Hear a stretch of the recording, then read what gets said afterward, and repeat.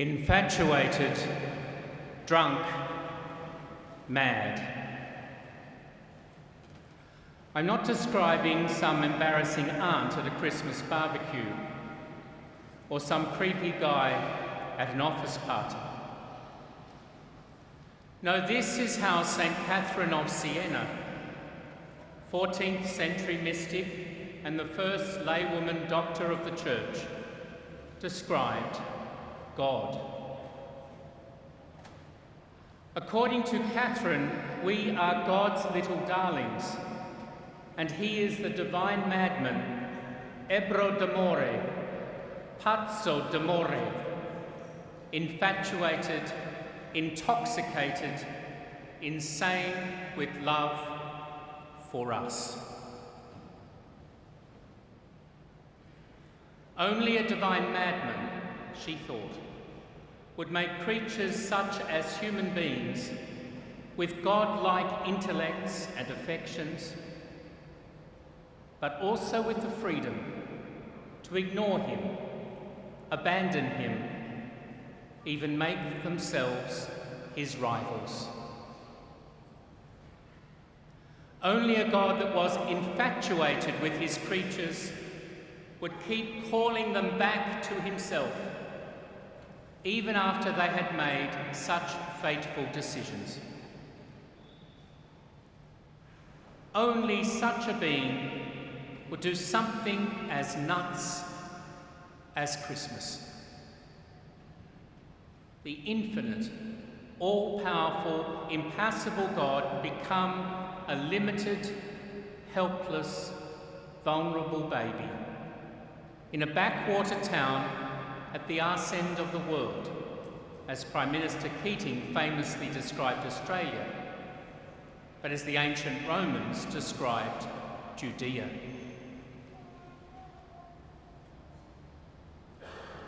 If you've ever been in love, you know how vulnerable it makes you. It means letting someone else into your innermost self. If they enter there with indifference, exploitation, or cruelty, you are left broken-hearted. But if they come with gentleness, reverence, and compassion, your heart is filled with joy, expanded, healed. By becoming that most vulnerable of creatures, a newborn babe, God opens up his heart to all humanity at Christmas and lets us in to do our best or our damnedest. And so begins today the greatest love story ever told. We know where this divine madness leads: to teaching, healing, and discipleship, to an intimacy between God and humanity never known before in history, but also to the cross, to a cruelty known all too often before and since. All our readings today talk of sacrifice and salvation.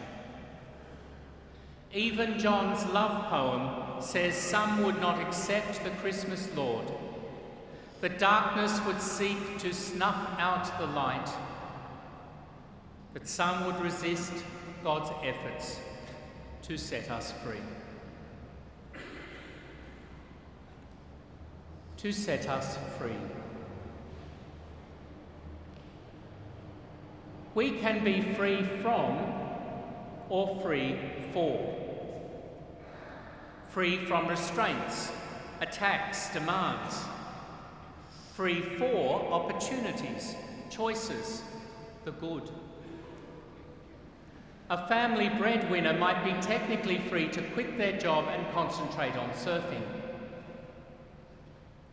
A party animal might be physically free to drink and drive.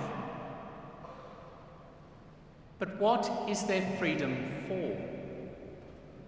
What is the responsible thing to do? Our Christmas Saviour restores us to both kinds of freedom. Jesus comes to set us free from sin and sickness, addictions and vices, whatever entraps the human spirit. Christians ever since, at their best, have been champions of human rights, advocates of freedom for all. We want no one in indefinite detention, trafficked, coerced or abused, oppressed by poverty or ignorance. We join Christ in seeking to free people from whatever endangers or impoverishes the human spirit. But Jesus comes not just to free us from such things, but also for something. Jesus frees us not so we'll pursue our selfish desires or the fashions of the day, but so we can be more and better. For light and grace and truth, as the gospel puts it.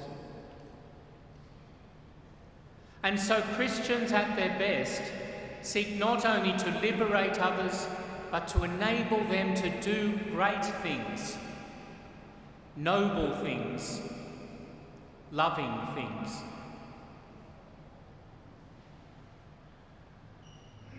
One freedom endangered at the moment is freedom of conscience and belief. Around the world, devastatingly high numbers of people are dead, damaged, or displaced for their faith every year, because some people want to homogenise human beings, control them, and use power, even violence, to do so. No one dies for their faith in Australia, thank God. But we are not immune to threats to religious liberty. A year ago, there were promises of new measures to ensure that religious freedom is protected in this country. A year later, and all we've had are more promises. Meanwhile, discrimination against people of faith has become more acceptable in some quarters. There have been moves to undermine the sacrament of confession, to defund Catholic schools, to charge an Archbishop with discrimination for teaching about marriage, to deny faith-based institutions the right to choose what kind of community they will be. Today, as we join the angels in their carols, both glorifying God and pacifying people, some are demanding we choose between the two. Some want us to put the Christ child away with the Christmas decorations, so he has no claim on the year ahead.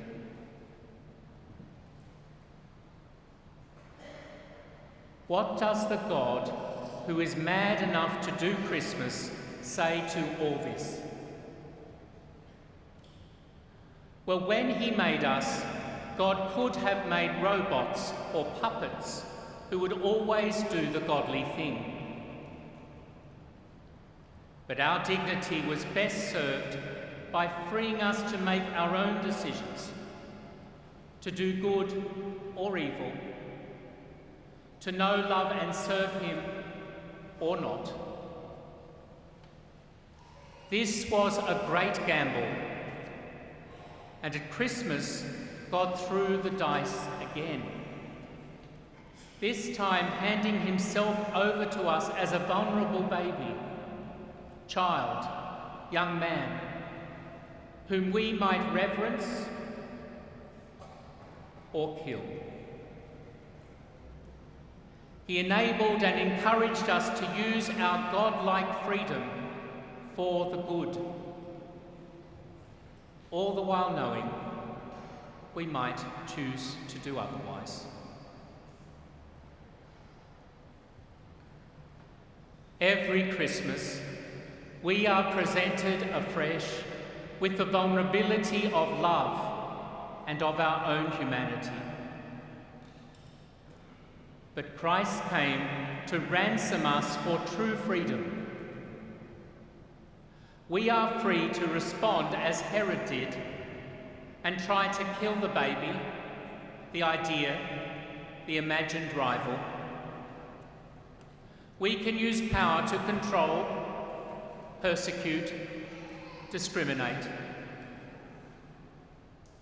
Or we can, like those startled shepherds on the first Christmas night, come in awe and adoration to the crib, declaring as we do that mad loving is the better way. No more violence, no more oppression, no more prejudice.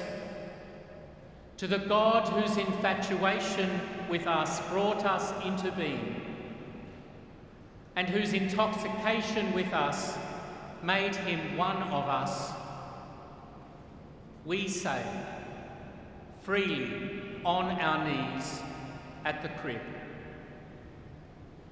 we are mad enough to love you back, O divine madman, and to love all humanity for your sake.